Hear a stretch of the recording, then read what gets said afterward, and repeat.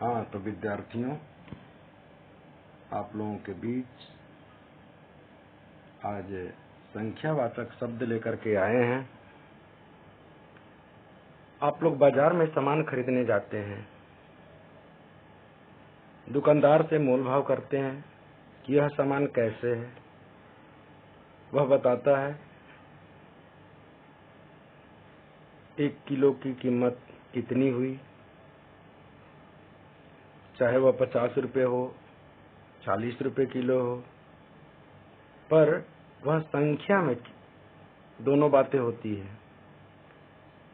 जो बेचता है वह किलो, 5 किलो, 10 किलो इस तरह से, तो वहां पर भी संख्या 5, 10 है। आप कितना उसे पैसा दे रहे हैं ये भी संख्या में ही है। हम बस से यात्रा करते हैं, टिकट देता है, कंडक्टर टिकट देता है, हम पूछते हैं कितना लगेगा, वह बताता है 200, 300, 50, 60 जो भी लगा उसको देना पड़ता है, वह भी संख्या है। मजदूर खेतों में काम करते हैं, शाम को मजदूरी मांगते हैं कि भाई मेरी मजदूरी आज मालिक आप दे दीजिए, तो उसकी भी मजदूरी जब हम देते हैं तो वह भी काउंटिंग होती है, कितने रुपए देने हैं, 100, 200, 400, 500 जो भी हो। सरकारी नौकरी करने वाले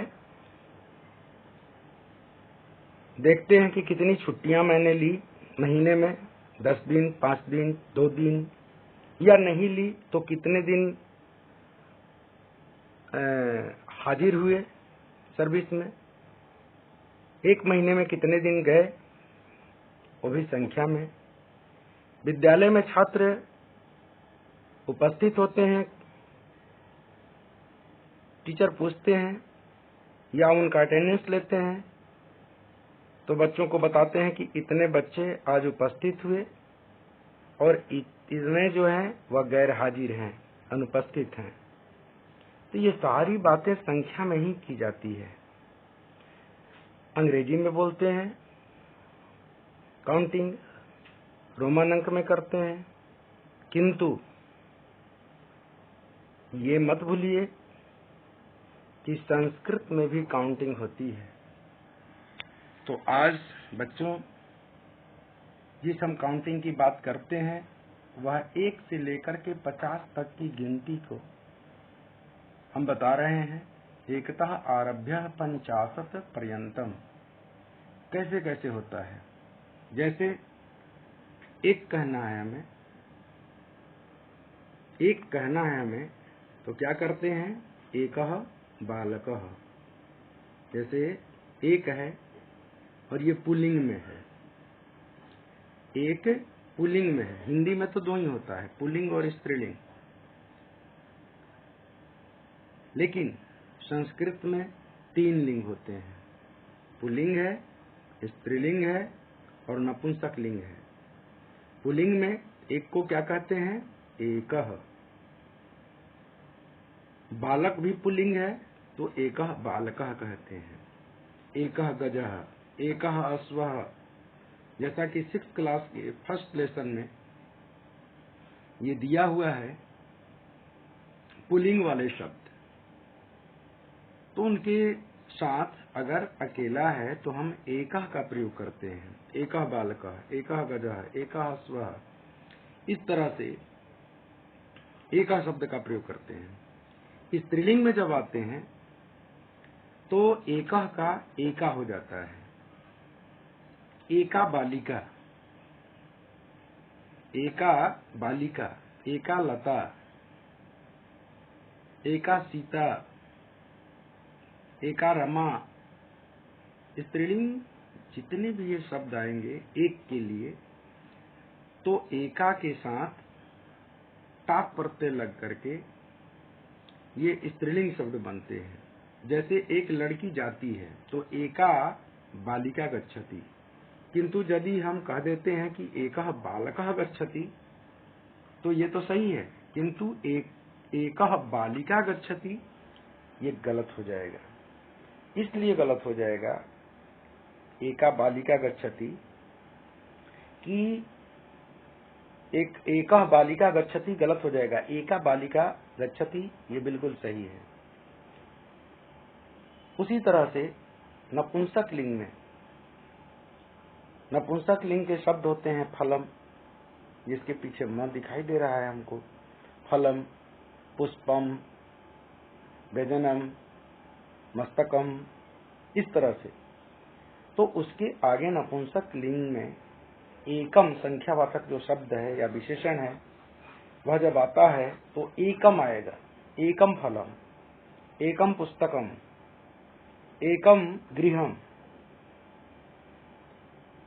तो इस तरह से एकः, एका और एकम का हम प्रयोग देखें। उसी तरह से दो के लिए जब हम प्रयोग करते हैं तो संस्कृत में होता है टू के लिए द्वौ। ऐसे मूल शब्द है द्वि, लेकिन दो बालक कहना है तो द्वौ बालकौ। उसी तरह से द्वे बालिके, दो लड़कियां कहना है तो द्वे बालिके। वैसे ही द्वे फले नपुंसक लिंग में, फलम फले फलानी। तो द्विवचन हमेशा ये द्वौ, दो में पुल्लिंग में, स्त्रीलिंग में और नपुंसक लिंग में। द्वौ द्वे द्वे, द्वौ बालकौ दो लड़के, द्वे बालिके दो लड़कियां, और द्वे फले यानी दो फल। द्वे फले, द्वे पुष्पे दो फूल, द्वे मस्तके, द्वे गृहे। तो इस तरह से नपुंसक लिंग में द्वे होकर के ये बनते हैं। इसी तरह से तीन के लिए मूल शब्द है त्रि, लेकिन पुल्लिंग में इसका हो जाता है त्रयः। पुल्लिंग में क्या होता है? त्रयः। फिर स्त्रीलिंग में तिस्रः और नपुंसक लिंग में त्रीणि हो जाता है। तो तीन को हम संस्कृत में क्या कहेंगे? त्रि। किंतु पुल्लिंग में जब कहेंगे कि तीन लड़के जाते हैं तो त्रयः बालकाः गच्छन्ति। त्रयः बालकाः गच्छन्ति, तीन लड़के जाते हैं, क्योंकि तीन शब्द बहुवचन में है, एक वचन नहीं हो सकता, द्विवचन भी नहीं होता, हमेशा ये बहुवचन में ही होगा त्रयः। तो त्रयः बालकाः, बालकाः बालकौ बालकाः, ये भी बहुवचन में होगा क्योंकि उसी का ये विशेषण है संख्यावाचक। तो त्रयः बालकाः यानी तीन लड़के, गच्छन्ति तीन लड़के जाते हैं। उसी तरह से अगर तीन लड़की जाती है, अगर मैं कहूं कि त्रयः बालिकाः गच्छन्ति, तो यह वाक्य गलत हो जाएगा, इसलिए कि लड़की के लिए तिस्रः नपुंसक लिंग में, ये स्त्रीलिंग में आएगा, तिस्रः यानी तीन। तिस्रः बालिकाः गच्छन्ति यानी तीन लड़कियां जाती हैं। उसी तरह से तीन फल गिरते हैं, अगर मुझे कहना है तो तिस्रः लिखते हैं कि तिस्रः फलानि पतन्ति, तो ये वाक्य गलत हो जाएगा। अगर मैं कहूं कि त्रयः फलानि पतन्ति, तब भी वाक्य गलत हो जाएगा, क्योंकि फलानि के साथ नपुंसक लिंग में त्रीणि शब्द का प्रयोग किया जाता है। ये त्रीणि संख्यावाचक विशेषण के रूप में आता है और इसी के अनुसार त्रीणि फलानि पतन्ति, तीन फल गिरते हैं, ये वाक्य सही होगा। ऐसे ही चार के लिए चत्वारः, चत्वारः बालकाः गच्छन्ति, चार लड़के जाते हैं या जा रहे हैं, तो चत्वारः बालकाः गच्छन्ति। चतुर शब्द है, मूल शब्द है चतुर, उसी का पुल्लिंग में होता है चत्वारः, स्त्रीलिंग में होता है चतस्रः और नपुंसक लिंग में होता है चत्वारि। अगर चार लड़के जाते हैं तो कहना पड़ता है कि चत्वारः बालकाः गच्छन्ति, किंतु जब स्त्रीलिंग में हम इसी का प्रयोग करते हैं कि चार लड़कियां जाती है, तब कहना पड़ता है चतस्रः बालिकाः गच्छन्ति, 4 लड़कियां जाती हैं या जा रही हैं। ऐसे ही नपुंसकलिंग में 4 फल गिरते हैं तो चत्वारि फलानि पतन्ति, 4 फल गिरते हैं।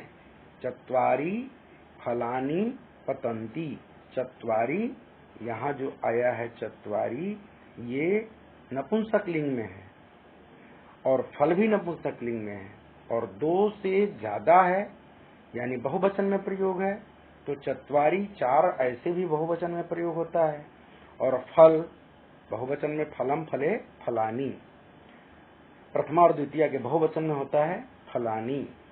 तो यहाँ पर कह रहा है चत्वारि फलानी पतन्ति, 4 फल गिरते हैं।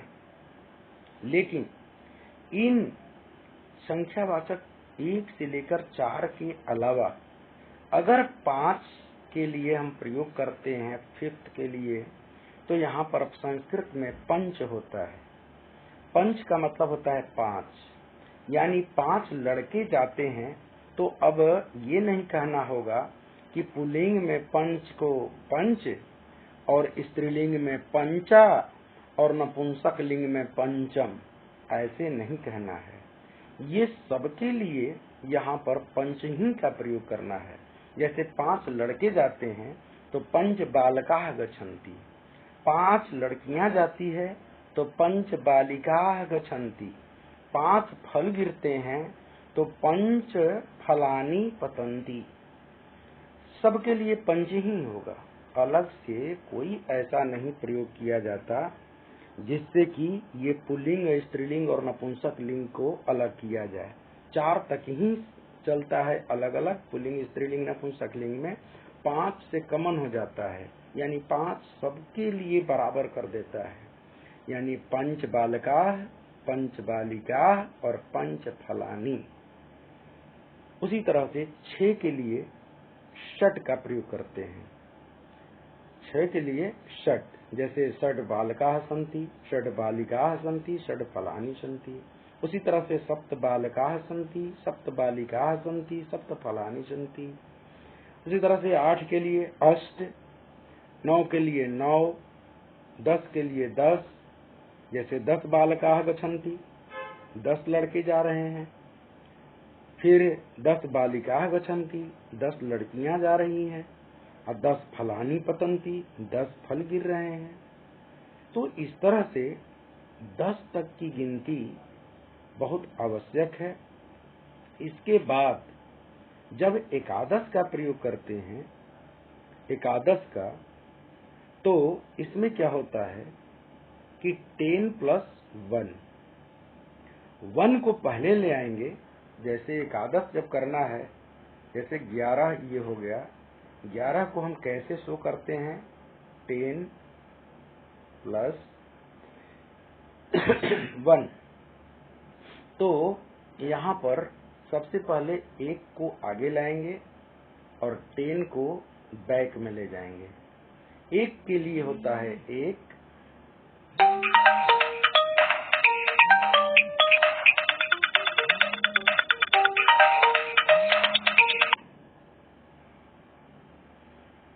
1 के लिए यहाँ पर 1 और 10 के लिए 10। तो इस तरह से दोनों को अगर मिला करके देखें तो ये हो जाता है एकदश, लेकिन हम एकदश नहीं कहते, इसको हम एकादश के रूप में प्रयोग करते हैं। उसी तरह से द्वादश द्वि शब्द है। द्वादश में 10 + 2, 2 को पहले कर देंगे, 10 को बाद में करेंगे तो द्वादश हो जाएगा। उसी तरह से त्रयोदश, 3 और 10, त्रयोदश हो जाएगा। इसके बाद 14, 14, तो उसको हम क्या करेंगे, चतुर्दश। उसको क्या करते हैं, चतुर्दश, यानी 4, 10, चतुर्दश।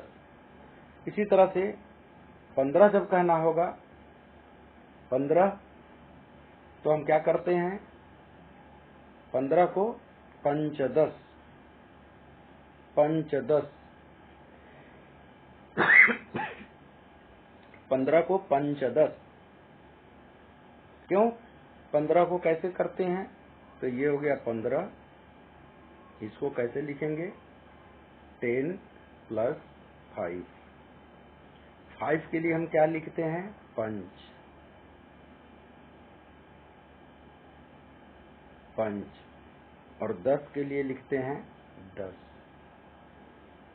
इस तरह से ये हमारा शब्द बन जाता है पंचदश।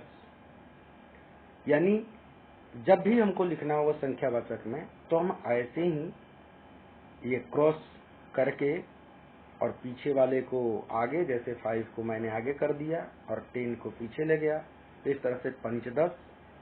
वैसे ही 16 को षोडश, 17 को 17 को सप्तदश, उसी तरह से 18 को अष्टादश, 19 को हम कहेंगे ऊनविंशति, ऊनविंशति या नवदश या एकोनविंशति।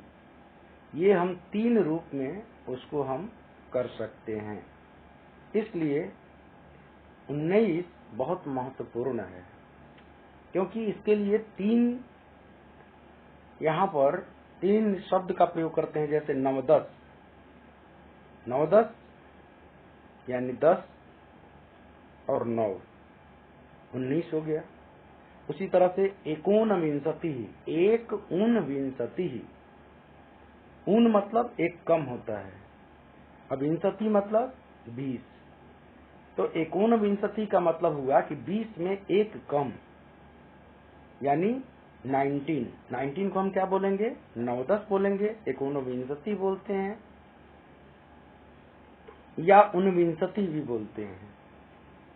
हिंदी में भी हम बोलते हैं 19। तो 20 मतलब 20 और ऊन मतलब एक कम।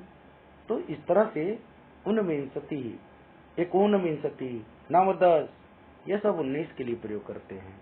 और 20 के लिए क्या होता है? विंशति। तो मूल रूप से हमें क्या याद करना है?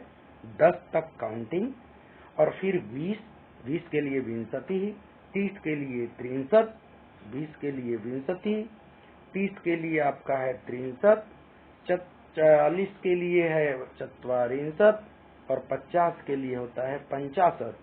इसके बीच में अगर जिन शब्दों का हम प्रयोग करते हैं, जैसे मान लो कि संख्यावाचक शब्द है तुम्हारा ये 22, चाहे 23 या 24 या 25, इस तरह से जब हम करते हैं तो पहले विंशति याद रखना है। विंशति मीन्स 20। फिर एक विंशति है, विंशति +1 एक विंशति। उसी तरह से द्वाविंशति, द्वि शब्द और द्वि में विंशति जोड़ेंगे, द्वाविंशति यानी 22, त्रयोविंशति 23, चतुर्विंशति 24। इस तरह से ये होते जाता है।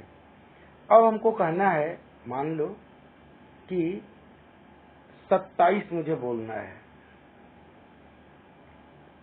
27, 27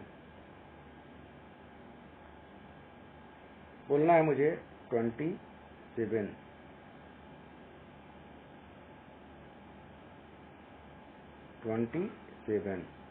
अब इस 27 को हम किस तरह से लिखेंगे? तो 20 + 7, 7 को 7 और 20 को विंशति है।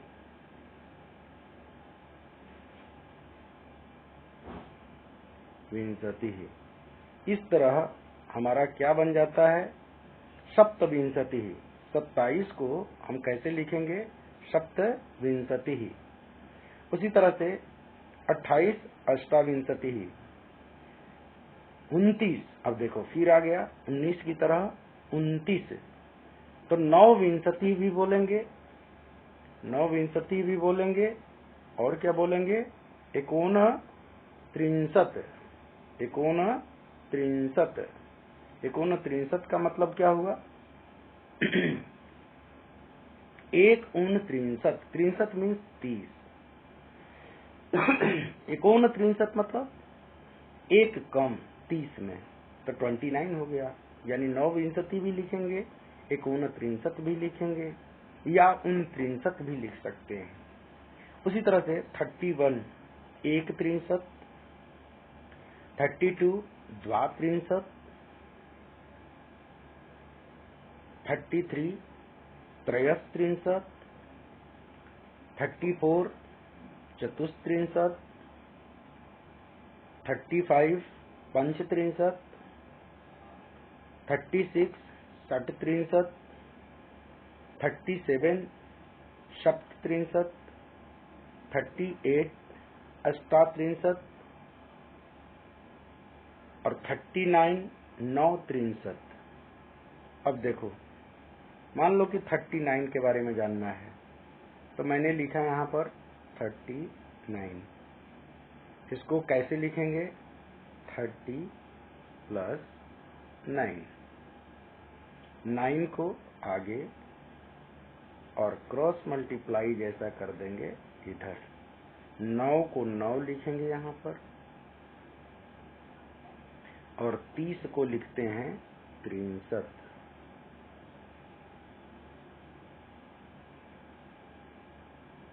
अब क्या हो गया? 9 63। इसको हम एक साथ क्या कर देते हैं? 9 63। तो इस तरह से हम संख्यावाचक 100 क्या पर भी हम लिख सकते हैं। तो 9 63 हो गया। उसी तरह से आपका आया 40।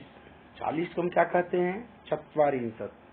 चत्वारिंशत मीन्स 40, 40।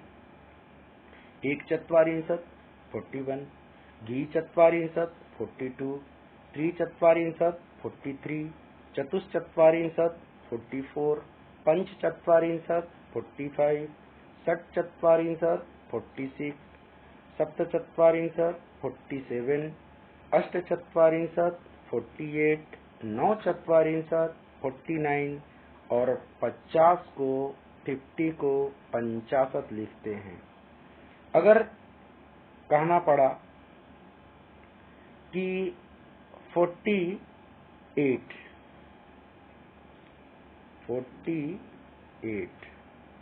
क्या लिखते हैं इसको? 40 प्लस 8। इसको हम किस तरह से लिखेंगे? 40 प्लस 8। 8 को अष्ट और 40 को चत्वारिंशत।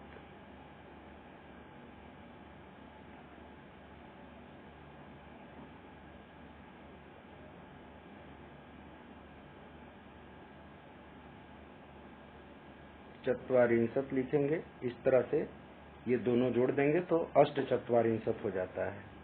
तो इस तरह से 48 हो जाता है। यानी इस तरह से हम आगे भी लिख सकते हैं। 50 से आगे भी 1 50, 2 50, 3 50, 4 50, इस तरह से हम लिखते चले जाएंगे।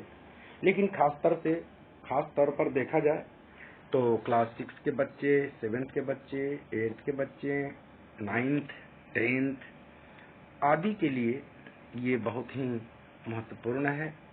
बच्चे जरूर ध्यान दें और संख्यावाचक को विशेष रूप से ख्याल करें, क्योंकि इनका प्रयोग 1 से 12 तक घड़ियों के लिए या समय निर्धारण के लिए भी प्रयोग किया जाता है। जैसे उदाहरण के लिए 2 बज रहे हैं तो द्विवादनम, 5 बज रहे हैं पंचवादनम, 6 बज रहे हैं षड्वादनम। तो इस तरह से संख्या का प्रयोग उसमें भी होता है। तो बच्चों धन्यवाद। ये वीडियो को जरूर अच्छे ढंग से देखें और पसंद आए तो फिर आप सब्सक्राइब करें, अन्यथा आपकी मर्जी।